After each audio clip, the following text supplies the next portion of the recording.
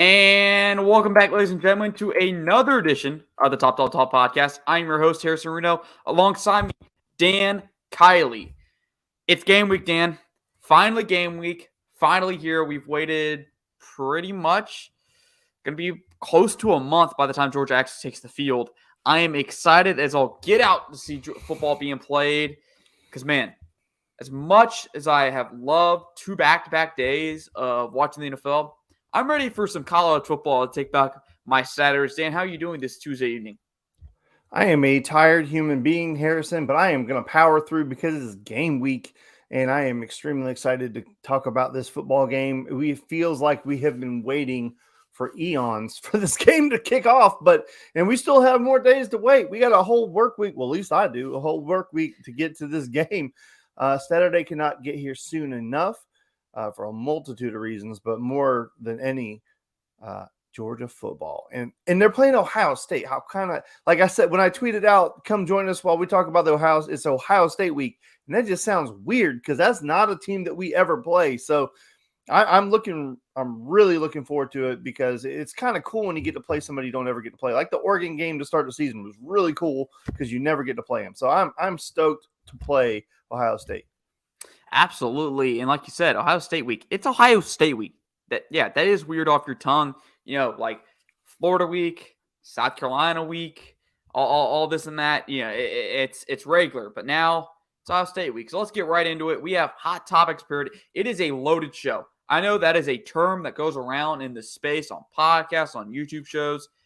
Everybody says it, but when I tell you it is a loaded show, it is a loaded show. How we define a loaded show is when we have over 3 segments. When we have over 3 segments planned, it is a loaded show because 3 segments, that's probably usual for us. But hey, we have more than 3 seconds. We're going to have to jump right in to get through it. We have 3 hot topics today. That should tell you how absolutely jam-packed this is. So hey, sit back, relax. We have probably going to be about an hour worth of the Top podcast, episode number 70. With that being said, Dan, hot topic number 1. Should the first round of a expanded college football playoffs games be played at home stadiums rather than bowl games? So I guess in the way that we just set the scenario here, the highest seed hosts the first round of the playoffs.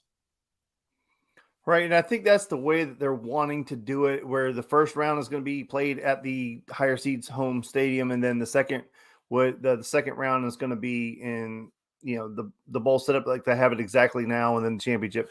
I really think all of the rounds should be played at the higher seeds home stadium up into the point where they get to national championship game. National championship game, I don't mind being a random place because that's just a way.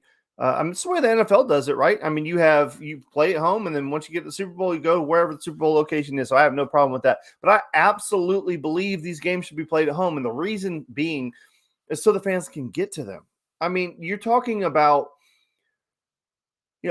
here lately, Georgia has traveled extremely well. I mean, extremely well. They have traveled better than they probably travel as well as Notre Dame used to travel in the 80s, 90s, 2000s, where Notre Dame had that money and they would go anywhere Notre Dame was playing. And Georgia is really doing that right now. They are traveling at that level. But at some point, that's going to wear out because Georgia fans are going to get used to winning, and then they're going to have to start making business decisions and checking the wallet, thinking, where do I want to spend my money? Do I want to go out to Arizona for this game, go to Texas for this game, and then go to Florida for this game? I mean, like you get what I'm saying. Like that's a lot of money for people to spend. And you're talking about these stadiums hold anywhere from 70 to 80, 90,000 because, we're not playing in Michigan. So that's, we're not going to get to the 100,000 mark. But yeah, even if you go to Jerry World, I think that's like, you would know better than I do. I believe that's close to 90, right, Harrison? I want to say over 110,000. Maybe wrong on that. Maybe overshooting it. Jerry World? Yeah. Okay. Well, you get my point though, right? That is a lot of money to travel and to spend. You're talking about next year or whenever the playoffs start. You're talking about 3 consecutive weekends having to spend thousands of dollars to follow your team. There's not a whole lot of people that can do that. If you can, God bless you. And I know it's cool to do it. But I really think that these games should be at home, so that the fans who love and support this team week in and week out can go see the game. But that's just my opinion. What say you? For an expanded playoff, I would love to see first round games be held at at home stadiums, because it would further it would further the value of the regular season, because with the expanded playoffs, it is my opinion, and I believe Dan shares the same opinion, as do a lot of people, that expanding the playoffs is devaluing the regular season, because we're gonna have 2 lost teams, potentially even 3 lost teams in some years making the playoffs.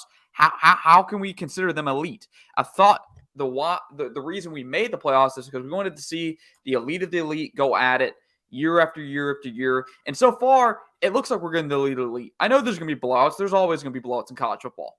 This may actually be the first game in a while where the semifinal isn't just a straight blowout. We may have 2 really good football games. But hey, Trent has said that a dominant 1 seed is going to dominate a 4 seed. So how can we bring value back to the regular season? How can we make people want to play for something meaningful other than, hey, I can go out here and drop a game to South Carolina. I can go out here and drop a game to some group of 5 school and still make it in? Well, put something on the line here. Make people play for a high seed. Make them play for a reason. And what better way to do that than have first-round games be held at home? Now, Dan, I will say, we had this argument. A lot of people had the argument about the Georgia high school state football playoffs, about, let's take weather out of the equation in these playoff games, which Tennessee fans like to say the weather. If it wasn't for the weather, they would win. We all know that not to be true. But I feel like first round games, sure, let's play them in the elements. Let's have them at home. But once we get to the semifinal and the final, why not take the element of weather out of the equation and put it in domes? Try and get as much capacity as possible and play in these big stadiums. I think it would make the Bulls can have anything from the semifinal. In the semifinal, they can have semifinal games. I don't want them to have the first round games. I don't care. Let those bowl games go to the teams that don't make the playoffs.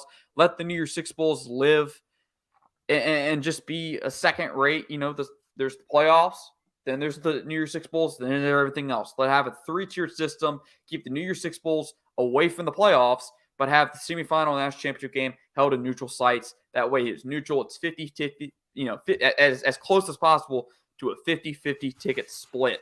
That is my opinion, sir. Now, for hot topic number 2, we have two more. Dealing with expansion. This time we're talking about the SEC. It is the hot topic within the Southeastern Conference at the moment, and I think we're getting close to having an answer. But what do you say, sir, about whether or not the expanded Southeastern Conference, which means Texas and OU, whenever that's going to happen, should the SEC have divisions, Dan? If so, what are your thoughts on the pods? Man, I haven't really researched this one enough to give you like a mapped out ironclad way to do it. I like divisions and I like playing for the conference championship, but I don't know if conference championships are going to last. I mean, I believe, was it the Pac-12 that went to no divisions? I'm just not really sure how it's going to work. And I know these coaches don't want to play a 12-game conference schedule. I know they don't want to do that, right? So you're going to have so many teams in there. You're going to have some type of way to make it fair, because fair maybe not be the right word, but how are you going to balance the schedule? How are you going to make it work year in and year out? What happens to the historical rivalries? I'm not really sure how it's going to work. I like the divisions. I always have. I think this is a great opportunity for them to balance them, right? You have haves, have nots. I think a lot of us believe in the past, maybe in the 90s, the East was way more dominant than the West. In the 2000s, or maybe 90s to mid 2000s, it was the East. And then once Saban got to Alabama, the West kind of became a much more dominant side of the conference. And then, right now to me anyway, it seems like it's starting to balance back out a little bit, where you have some of these East teams. And I think the reason for that is obviously with Nick Saban in the West, they had to all the schools in the West had to get better coaches, better facilities, better everything to be able to compete with Alabama because that's their side of the division. And the East didn't really have a dominant dog, so to speak. And when that happened, they kind of fell off. But then once Georgia decided they wanted to compete at the same level as Alabama, they went and spent the money and got the facilities, and now they're the dominant dog. And now everybody in the East has to be able to compete with Georgia because they have a fan base they have to answer to, in so now they're starting to spend money. The East is starting to spend money, and they're starting to get better. So it is what it is. But I think this is a great opportunity for them to kind of balance it, put some haves and halves on both sides, and then you fill it in with your have-nots or whatever. I don't think Texas and Oklahoma should be in the same side. I think they should be in opposite sides. So for that reason, I like the divisions, and then I like the championship game. Now we all understand with the expanded playoffs, it doesn't mean what it used to mean. Other than I think you're going to get a first round bye, but only conference champions get a first round bye. But that's stupid because I don't like that either. I think the 4 best teams should have a first round bye. I don't necessarily like the whole conference champions because I don't know. Who are we including? Conference USA? I don't know. It. The Big 12. I have no idea, but I think it should be the best 4 teams. And just for the purposes of this conversation, I like the divisions. I just think this is a great opportunity for the SEC to balance them out. And that's just my opinion.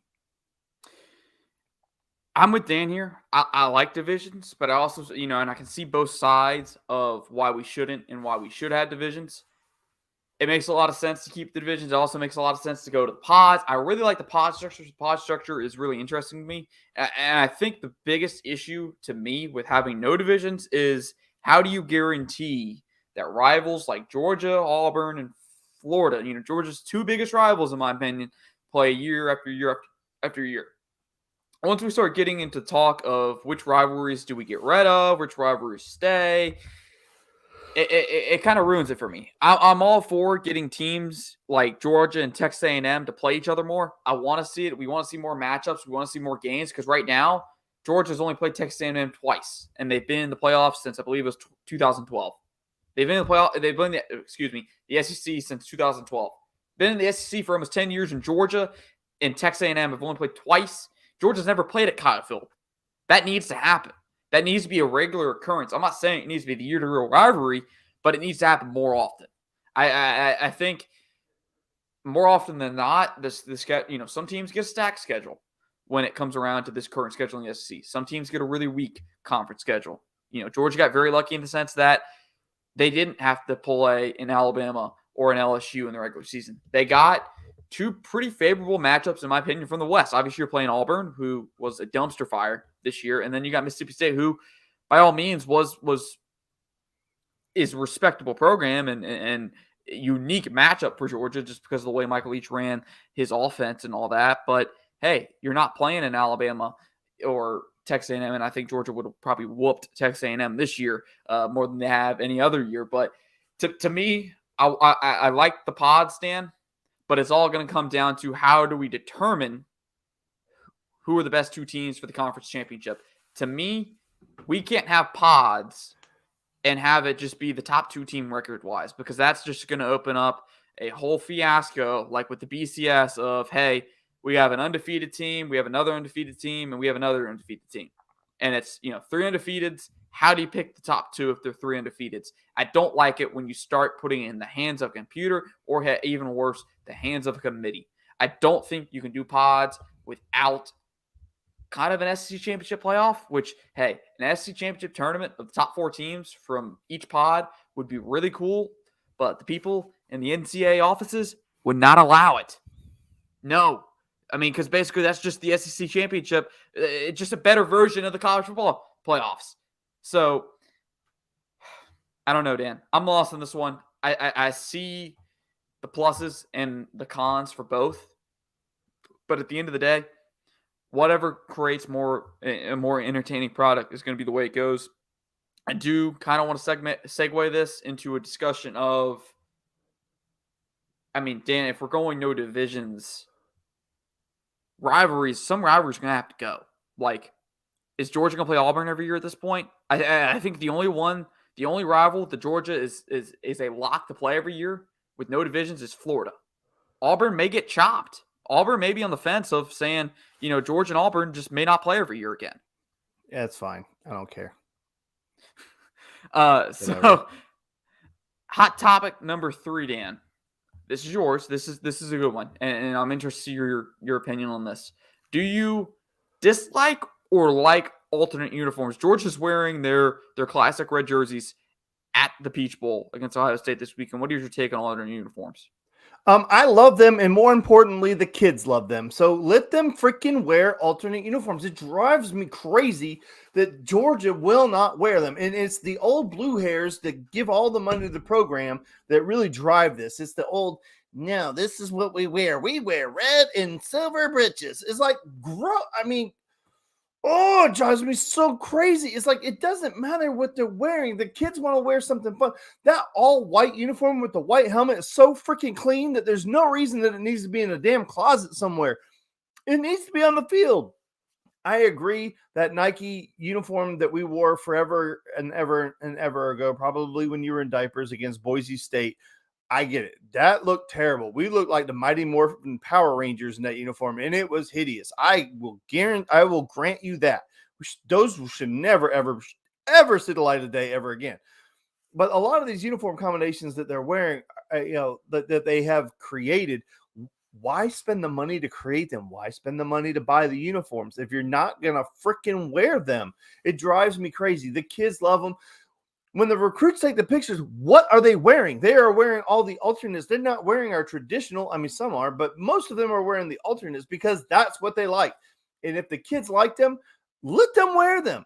The old saying, look good, play good, right? These kids, this is what they want to wear. Freaking let them wear them. Kirby, let it go, dude. Quit being such a control freak about every damn thing. I mean, what uniforms you wear don't matter, Kirby, to the freaking game.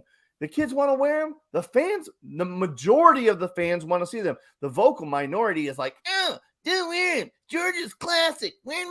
Okay, Notre Dame was the same freaking way. Notre Dame was about tradition. Notre Dame's on the uniform, the Golden Dome. They have bastardized their uniforms to a point where you can't even recognize them anymore, and they wear different combinations all the time. I'm not saying go there. I do like the traditional. I'm not saying wear alternate uniform every single season. But I think every year you should pick an away game and a home game to go black jerseys, white jerseys, with the white helmets, something like that. I'm not saying get crazy, wear a different combination every single week. Like Oregon has, I think it's on Monday or Tuesday, Oregon puts out what uniform combination they're going to wear for that week. I don't need that. I'm not saying go there, but I am saying let these kids wear those uniforms. Dude, if Georgia came out in the national title game in the all white with the white helmets, I would freak out. I would lose my shit. I would be like, oh my God, we're wearing them. We're going to murder somebody. That would be, dude, let that happen. I would be so on board for that. But anyway, this is something I'm passionate about. I love the uniforms combinations, and it makes me so angry when Kirby won't let us wear them. Whoa, we got a hot take here, Dan. Zachary Moss in the comment section. Also, I actually like the Nike Pro Combat unis, at least the helmets. Also, definitely not against alternates. Zach, you may be in the minority on this one, bud. You may be the only person I've seen on Twitter that liked those. That's fine. If he likes it, like the uniform wasn't bad. I didn't like the helmet. The uniform wasn't terrible. The helmet. I don't like the gray numbers. I didn't like the gray numbers. Hey, listen, to each their own, Zach. If you liked him, I'm happy that you liked him. But again, like he was, I don't know how old Zach was, but he was probably young. So you know what? The fact that we were wearing something completely different probably got him excited to watch the Dogs play that day.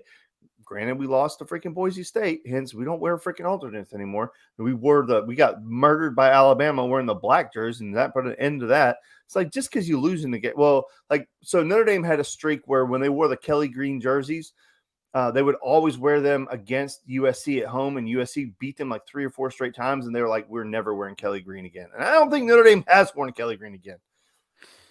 Zach says if they made this number silver, I agree. Maybe they look a little bit better. And Dan, for me, listening back to the Punt and Pass podcast, I believe it was weeks ago. I don't remember what episode with Drew Butler and Jake Fromm, but Drew Butler asked Jake about this. Jake, the only former Georgia player right now that played for Kirby Smart that's in the media that I can remember off the top of my head that's spoken about this. Jake said, basically confirmed the narrative that the way Coach Smart sees alternate uniforms is he sees them as a distraction. He doesn't want that minor distraction of, hey, I'm so worried about what we're wearing that I don't focus on who we're playing. And maybe Smart's a little superstitious in that way, where if I let them wear uniforms, special uniforms, they're not going to play well. Hey, that's his right. That's his right to believe that and have the superstition like anyone else would. And I don't know. Maybe that's not the case. Maybe Kirby Smart just is a Mr. Classic. He likes the classic uniform. Doesn't like getting different than what Georgia's used to. And hey, I like alternate uniforms. I would love to see Georgia wear the red top with the red pants, have a color rush. I think that'd be cool with the red helmets. The recruits take pictures in them all the time, and it gets, gosh, it feels like every summer a new Georgia, uniform, colorway is just breaking the internet. Oh my God, Georgia's gonna wear all black, and oh my God, they're gonna wear all white, and just the internet goes crazy. And it all just comes back to, hey, just a recruit taking picture in the uniform combination that he wants to wear them for the picture. Just like the white helmets and the all white unis. That's what it came down to. The thing that I think is unfair is that Kirby wore a ton of different alternate uniforms while he was playing at Georgia. If you go back and look at pictures of Kirby playing, he was wearing the black pants with the white jerseys. He was wearing red pants with the white. I mean, like Kirby wore a bunch of alternates. So like, did he just not like wearing them when he played? Is he a traditional? I don't know. But like, that's kind of hypocritical, right? The guy got to wear a bunch of different cool stuff. Like, I think the black pants were like tough, dude. But I'm really not, I love the white pants. Like when we wear the white jerseys, wear the white pants. Or even if you're wearing the red jerseys, wear the white pants. I'm not a big fan of the silver breeches. I mean, I don't understand where those came from. I know, I think they started in the 60s or 70s, maybe the 70s. And then they went away for a while and then they came back.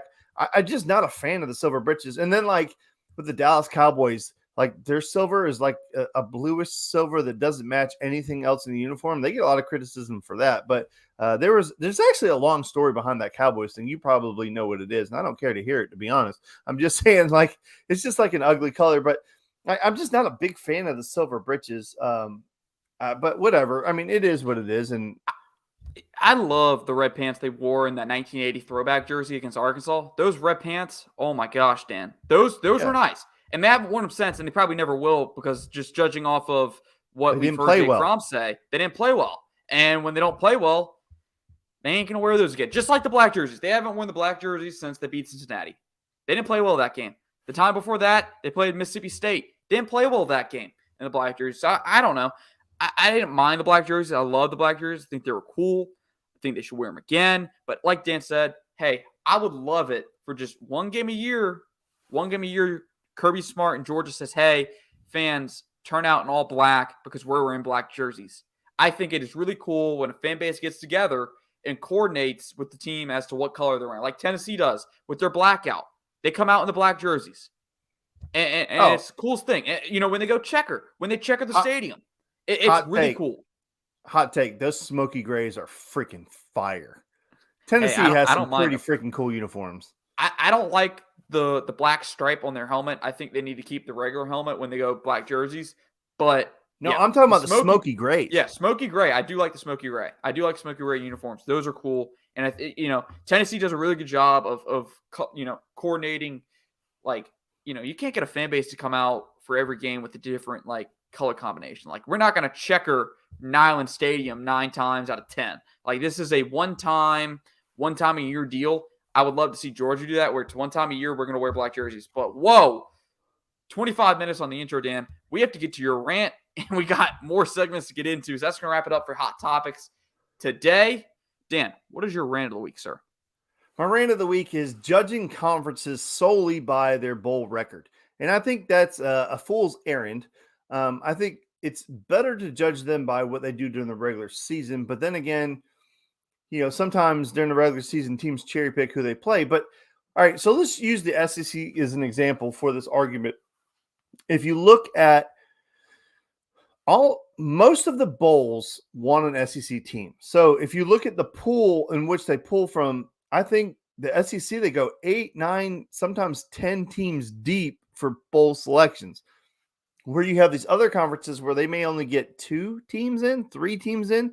So you could have a scenario where you have the number 8 or number 9 team in the SEC playing the number 2 team from the Big 10 or the number 3 team from the Big 10.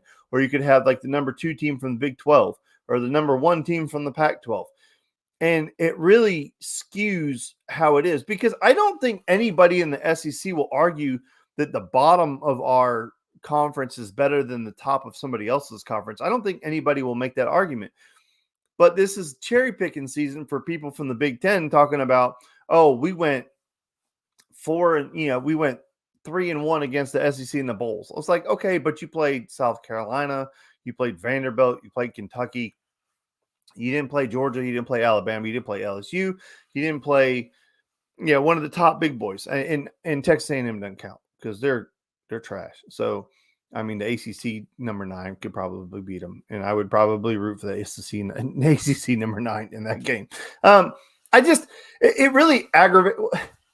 Again, I don't know why stuff bothers me. I don't like. I'm a grown up. I'm an old man for the most part. I don't feel like an old man, but I guess I am. And I let childish things bother me, and it really bothers me when I hear SEC is not as good as everybody says they are because Michigan beat South Carolina. No shit. What did you do against Georgia? What did happen when you played Georgia? You got boat raced. Ohio State beat Kentucky. No shit. What did you do when you played Alabama? Got boat raced. So, and the other thing too is nobody from the SEC said that the top team from the other conferences isn't any good. I've never heard that argument. I've never heard SEC fans saying the Michigan's trash or Ohio State's trash or Oklahoma's trash or USC's trash. Like nobody makes that argument. The argument is that week in and week out, when you play the SEC schedule, is that you're going to get a tough and physical game every single week. And you don't have as many cupcakes as these other conferences. And I believe that to be true. So when you just cherry picking a situation to say one conference is better than another, I don't agree with because and then the other thing too is who's motivated to play, right? Like when Texas beat Georgia in the Sugar Bowl, Georgia was not up to play that game. They didn't have anything to play for. They were angry. They were disappointed. There was nothing to play for. Now, like when Georgia got left out of the playoffs or out of the BCS way back when, and they played Hawaii, that Georgia team was hot. And that Georgia team was pissed. And that Georgia team probably was the best team in the country by the end of the season. And they murdered Hawaii. I mean, Colt Brennan, his life was like forever changed after that game. I mean, it completely ruined that young man. Georgia was so ready to play. So you have to look, and that really is a thing. I mean, it really, really is a thing if a team is motivated to play. So I think it's a fool's errand. I think there are games, sometimes bowl games that will give you a barometer. But I think to use bowl games specifically to manage or to make an argument is kind of silly. And that's my rant. Maybe the uniform should have been my rant. I was way more fired up about that. Yeah.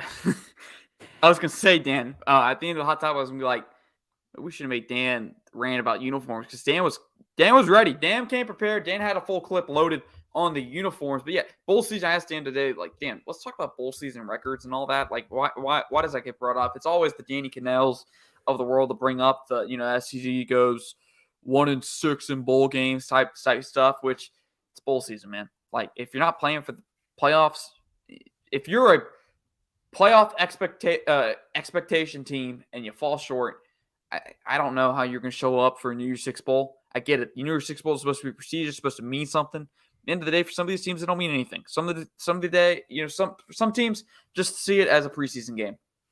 And hey, that's why there's opt-outs. That is why there are opt-outs in college football. And I mean, it's just the way it is. So, with that being said, it is time to discuss the game everyone's been waiting for. We've made sure not to talk about this game too much, if at all, over the last few weeks, because, hey, we don't want to burn you out. That's not our method of madness. So, with that being said, it is time. It is game week. Georgia versus Ohio State, the number 1 seed versus the number 4 seed. Probably the toughest game out of the two semifinal games. I don't believe Michigan TCU will be that much of a game. It could be a game. I don't No, believe that's a boat TCU's race. yeah, I don't believe TCU's talented enough to beat them. But hey, Georgia Ohio State, it could be a dogfight, no pun intended. It could be a 4-quarter game at the very best. Or I don't know how likely it is. Somebody could get boat raced. It just depends on which team comes out. Ohio State has some questions. Jackson Smith and Jigba opted out. Not going to play. They also have some questions. Myron Williams, likely out is the latest report coming out of Columbus that he will not play due to a knee injury. And I believe Dan said that Travion Henderson is also out. I don't Well, know. he's confirmed that he's definitely out. He's the lead dog. He's the number 1 running back. He's been out. He's been out. So that leaves number 3. I mean, that's the number 3 running back on the board for them. But the biggest question, Triranium. the biggest question, Dan, for me in this matchup, and it's the talk all around the Georgia space, is how does Georgia slow down this passing game? It was the same thing with Tennessee week. It was just talk of, can Georgia secondary shut down the pass? Can Georgia secondary slow down the pass? Can they slow down the offense well enough for for Georgia's offense to come on the field and score points in bunches when they need them? And I'm gonna go ahead and say it. People have a lot of good points. When people talk about this matchup, it is, you look at the past, when Georgia's lost to a team, it's been to a team with elite receivers, minus the occasional hiccup in a couple regular season games. It has been to elite teams with an elite offense and elite receivers. I don't know if Ohio State is in the same breath as Alabama last year or LSU 2019. I don't think they're anywhere close to LSU 2019. But hey, 5-10 years, they could be with the number of dudes they have a receiver. Marvin Harrison Jr., dude. Dan, I never thought I'd say this, but I think we found the one person with the catch radius of George Pickens. It is legit. Screw it. He is down there somewhere at times. When you have a receiver that big, just throw it up there and he'll go get it. Now, it's not Calvin Johnson type stuff, but hey, it's pretty dang close for college football. Marvin Harrison Jones Jr., over 1,000-yard receiving on 72 receptions. He has 12 touchdowns. They have 2 1,000-yard receivers, Dan. Emeka Ekbuka, over 1,000 yards with 9 touchdowns and 66 receptions. Those two are the 2 names to watch on this Ohio State offense. No surprise. And they also have a Heisman finalist at quarterback, CJ Stroud, who, I didn't know this, Dan, but apparently Georgia finished second in his recruitment.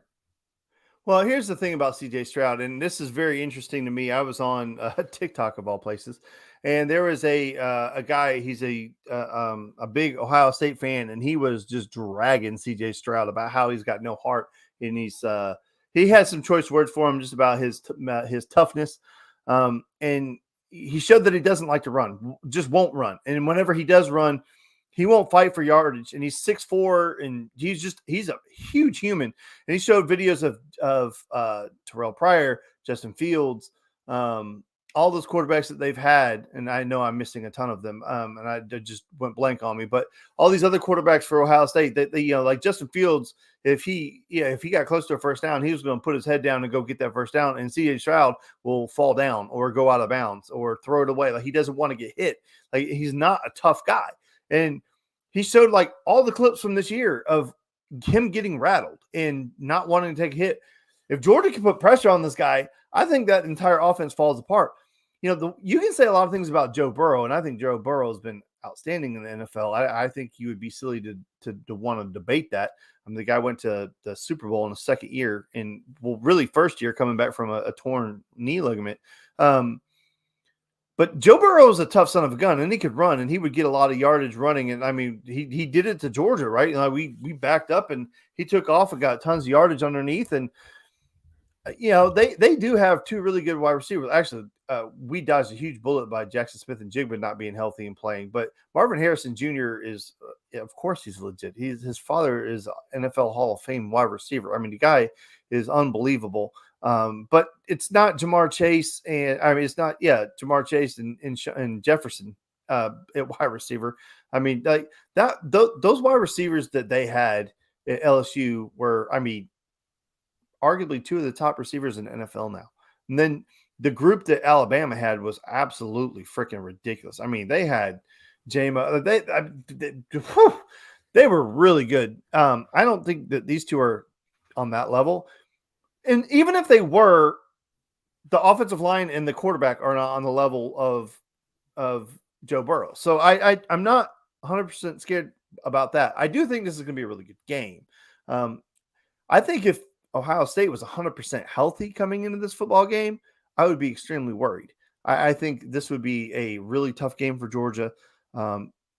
Georgia, Georgia's that team this year where they're Jekyll and Hyde. Every time that they've been challenged, they have come out and played extremely, extremely well.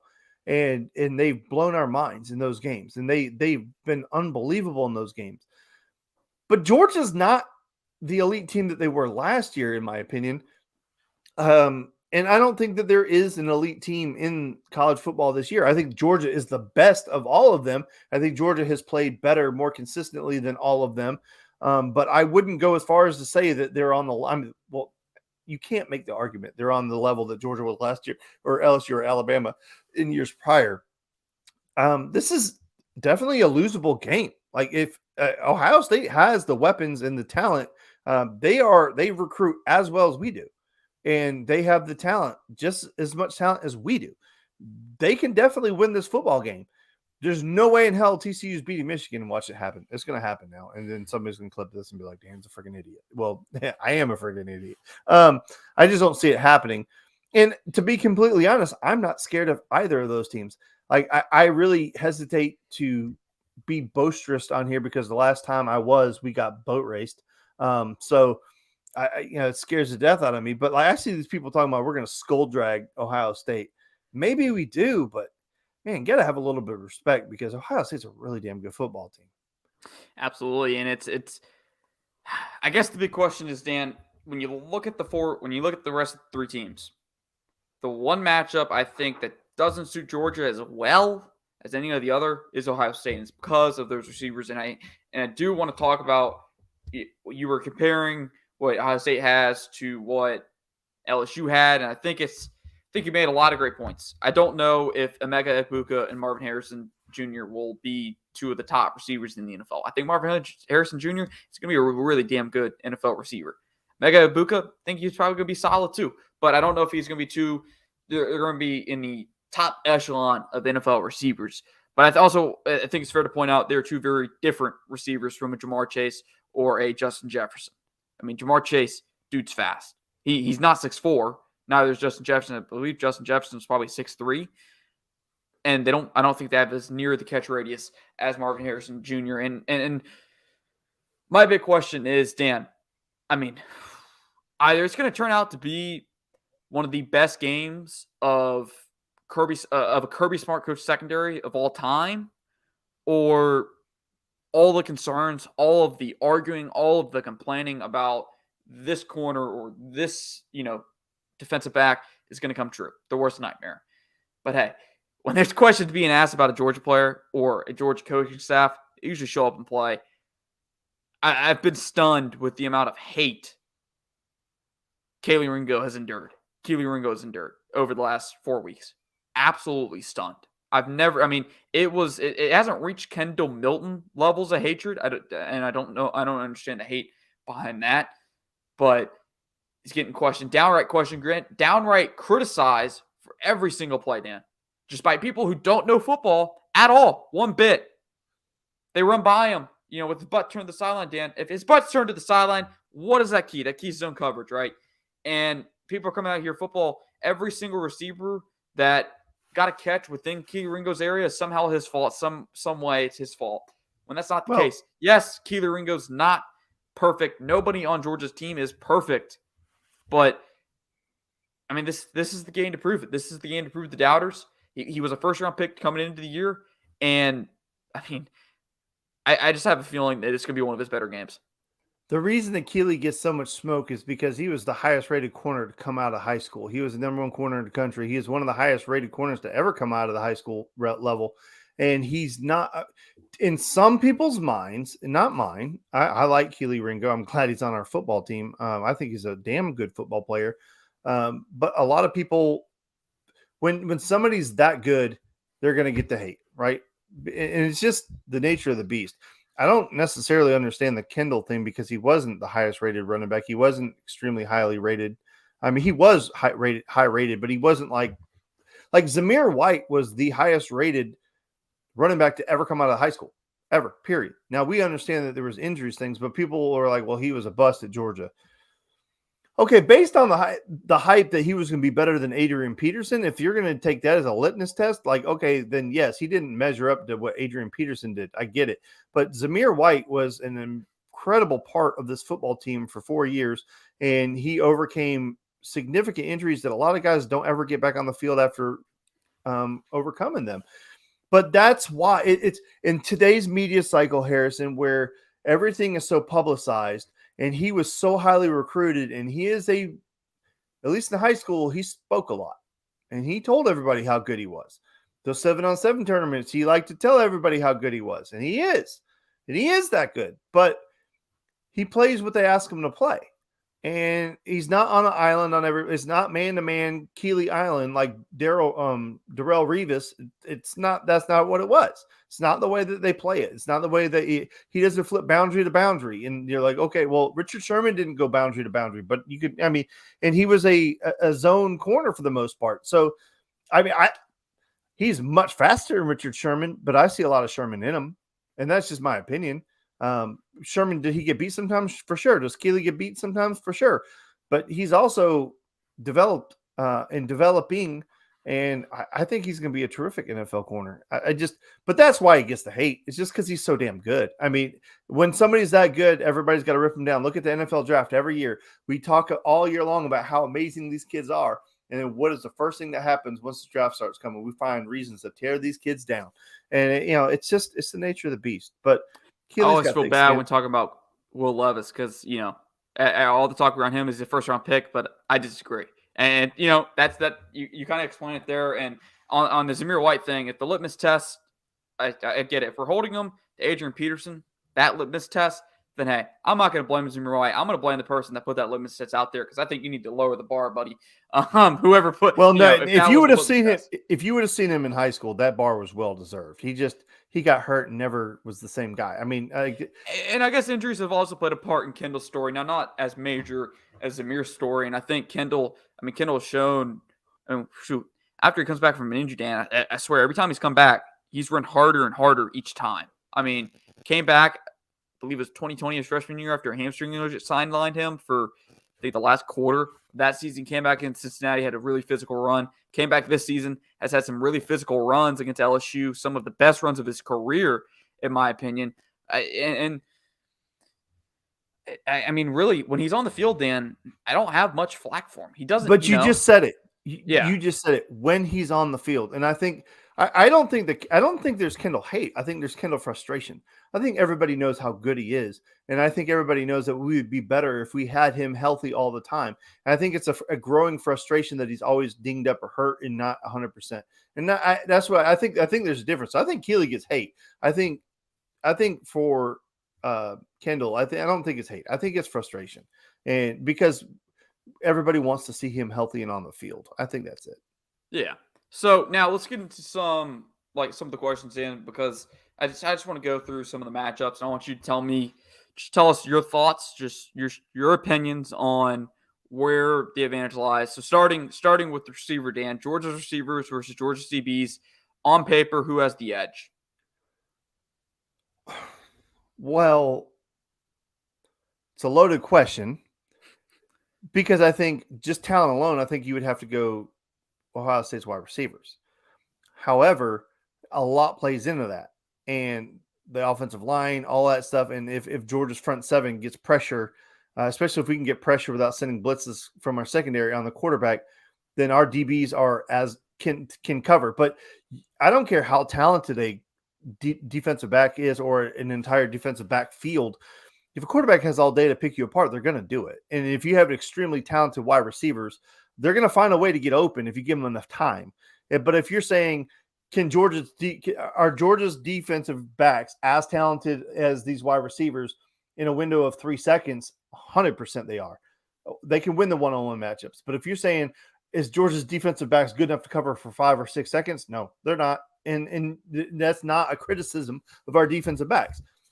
That's what I'm saying. This is a tough question because one-on-one, but they're never one-on-one. So a lot plays into it. But I think it just for argument's sake, I think the edge goes to their wide receivers. But I do think our defensive backs are as good.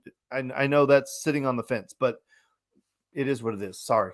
So, I mean, with that answer, it really is going to be cliche, Dan. Everyone's going to say it just about football. But the question is going to come down to how does Georgia's D-line match up with Ohio State's offensive line?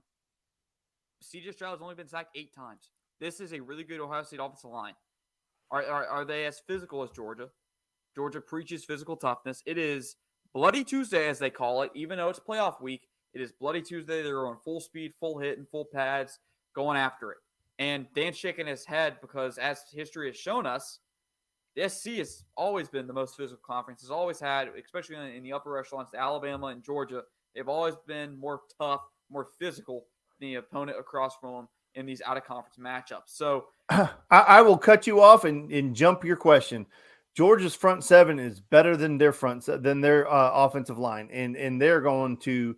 I mean, they may not get the sack numbers, but they are going to give that offensive line hell. And they have not played anybody as physical. Oh, I mean, when they played Alabama a while back, yeah, maybe, but they have not. This team, this iteration of this Ohio State team, has not played anybody as physical as this Georgia's defense. That's the one thing that I will go out and say: this defensive line and the defensive front seven for the Georgia is going to be as physical as anybody they played all year.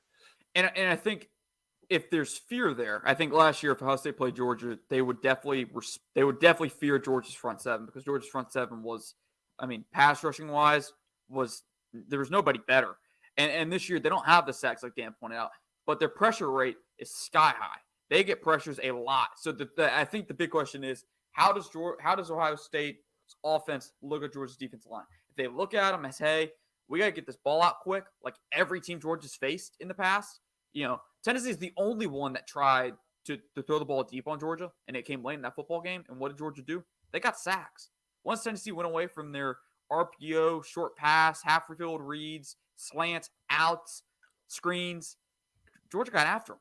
So, you know, how does Ohio State look at them? I don't know. We're gonna find out. We're gonna find out on New Year's Day or New Year's Eve, Dan. We will find out how they look at them. And I think if Ohio State gets away from trying to throw deep balls, trying to throw these lob passes, trying to throw these jump balls to Marvin Harrison Jr., and they want to play Georgia, you know, within a phone booth of, hey, snap the ball, quick slant, quick screen, and all that, and make Georgia rally to tackle, that favors Georgia a lot. So, and I haven't seen a team make Georgia play somebody else's style of football since Alabama. So I'm glad. I mean, if I was going to pay millions of dollars in, I would spend all my time, all my life trying to figure out how to play this game. But to be honest with you, man, I don't know how to play Georgia from offense perspective because, I mean, what is your best shot actually trying to get the ball out quick? Yeah, Georgia for the longest time has not played the bubble screen well. We give up a lot of yards now. Like as the game goes on, we figure out how to stop it. But early in football games, man, it has given us fits. Georgia Tech did that quick passing game, and they moved it right down the field on us. It just wasn't sustainable. But I think you don't have it listed here, but I think we're going to try to get to them. I think we are anyway. But the wide receivers for Georgia against the secondary for Ohio State. If Georgia's wide receivers are healthy, if we have a healthy A.D. Mitchell, we have a healthy Arian Smith, we have a healthy complement of wide receivers, I like that matchup. We have not seen them healthy since week 1 against Oregon, and we roasted that secondary. I think if we have a healthy complement of wide receivers, that opens up everything, and I think we could see a Georgia team play as well as we did against Oregon. But I mean, that's a big but, right? I mean, are we healthy? And I actually really do like Georgia's ground game, Georgia's offensive line against this Ohio State front. I mean, our friend Brooks Ellison has documented it well on Twitter and on video. He showed the differences. Ohio State sold out to stop Michigan's run game, Dan. sold out. I mean, put 6, 7, 8 in the box, send as many people as they can, leave their corners on islands with no safety help, and said, we're going to try and stop the run and make you beat us deep. And damn, did Michigan do it. Can you do that against Georgia? Are you going to show that much lack of respect for Stetson Bennett? You're going to try and If Georgia's not stop the healthy, run? If Georgia's if not Georgia, healthy, maybe. But, I mean, even if you don't have, I think you're going to have A.D. Mitchell. I mean, A.D. Mitchell's a month removed from playing, almost a month removed from playing against LSU. I know there were rumors and people worried that he got hurt on the 2-point conversion play. He came up limping a little bit. That's a month removed. All indications say he's healthy. The only one that should be concerned about right now is Lab McConkey because he's the one that got hurt. I believe it was his knee or his ankle in the SEC championship game. We don't know his status. Knee tendonitis. Knee tendonitis. Yeah, we don't know his status. Kirby Smart said they're hopeful to get him full go this week. He's not going to reveal when he's back. Not going to reveal that at all. He's playing. So if it's a full complement of Georgia's receivers, same thing with defense, man. How do you play Georgia offensively? Ohio State's had some success. I saw a stat. Ohio State, I believe, has had a lot of success against tight ends, and really the only really good tight end that is ironically in the conversation of as good as Brock Bowers in some people's mind is Michael Mayer. And apparently Ohio State did a really good job of taking him away. So, yeah, that's fine. They have one Michael Mayer. We have like 4 of them. So good luck with that. And like Georgia's so effective in the play action. If we can run the football and run our play action, we're going to kill you. But if we can't run the ball, and if they were able to shut our running game down, and we just had to go a spread wide pass attack, I think that favors Ohio State. But if Georgia can run the ball well and run play action off of it, especially with our big tight ends, our talented tight ends, I think we could eat them up because I mean, when you can eat in the middle of the field, man, that's stealing candy from a baby. So I'm excited about it. And you've given Todd Monken a whole month to prepare for this football game. So I think he's going to have some fun stuff planned up. I mean, honestly, they're not going to hide anything from anybody. They're going to put it all on tape because I think this is the bigger game for Georgia. I think this game is the tougher game. I think they know that. The last time we saw Georgia, they were slinging around, Dan, with Stetson Bennett. It was full go. We're going to put it in the ball of our Heisman finalist quarterback, which hold on. But also, who watched that game? Ohio State watched that game. So you're showing them that we can throw the ball all over the plate, so maybe they back off and try to play coverage, and then we just run it down their throat. I mean, it's Kirby's out here playing chess, man. So with that being said, guys, we are 53 minutes now. It is time for bowl season predictions. We're not just giving you college football playoffs and Georgia Ohio State predictions. We are going to come to Georgia Ohio State predictions at the very end before we let the show off air. With that being said, Dan, we have some New Year's Six bowls. We have 4 New Year's Six bowl game predictions to talk about. First up, Dan, rapid fire.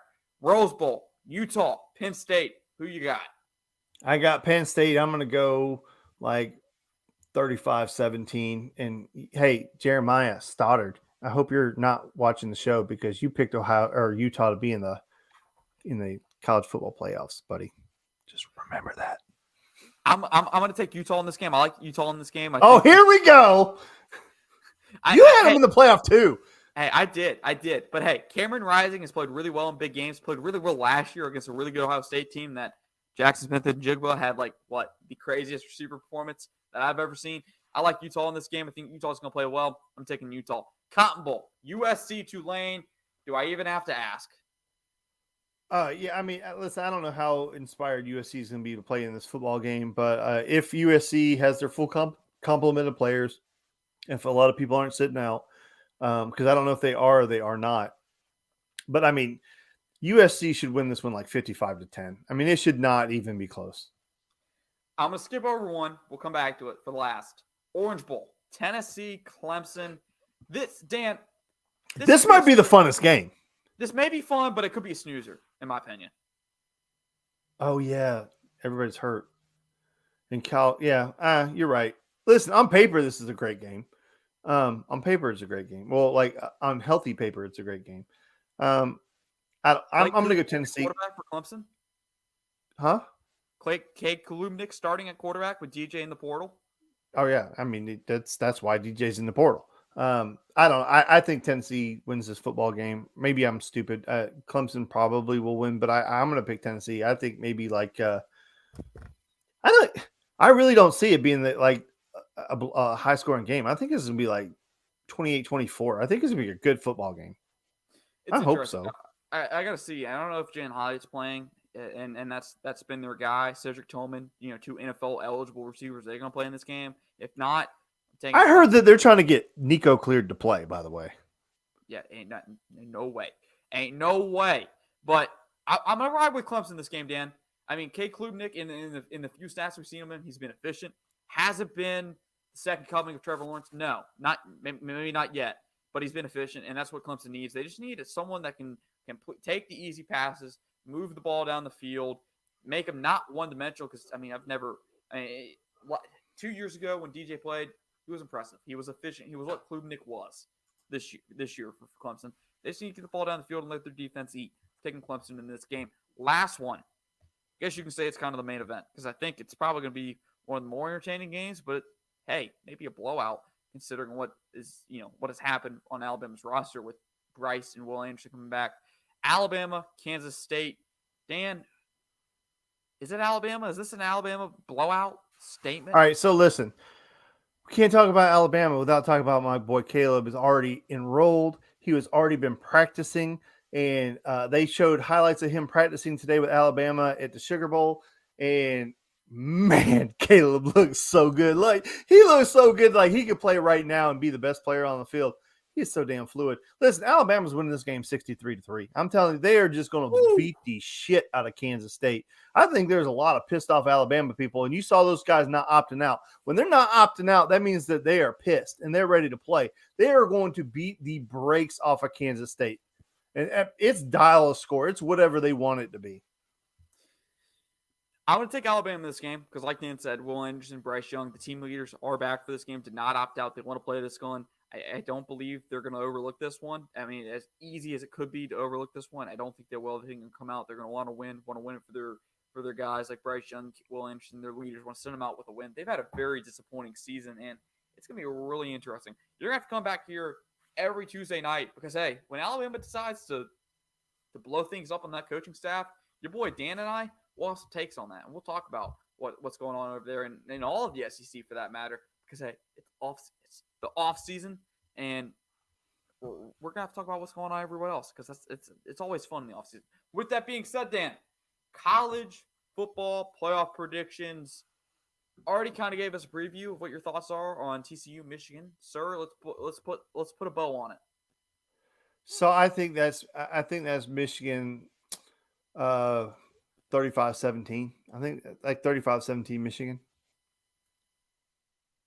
I'm going to take it right along there. I think Michigan's probably going to win this one about 28-14. I think Max Duggan, I don't know if Max Duggan's going to play as good as a game as he did against Kansas State. Hey, maybe Max Duggan runs wild. Maybe it's going to be Max Mania here, in the college football playoffs. I would love for a Cinderella run, and as much as the expansions will say, oh, look, we had, a big upset. I'm taking Michigan this game. Michigan should win this game. They have the athletes. They have what they need to win. I don't know if they have what they need to beat Georgia, but I think they're going to take care of TCU. So with that being said, Georgia versus Ohio State, New Year's Eve, Dan. I think I know where you're going with this. I think it's pretty obvious. But who you got? Well, I got Georgia, but it's a 6-point spread or 6.5. And I think that's about right. I really do. Like I see all these people out here talking about Georgia's just going to drag the shit out of them. And I hope that's true.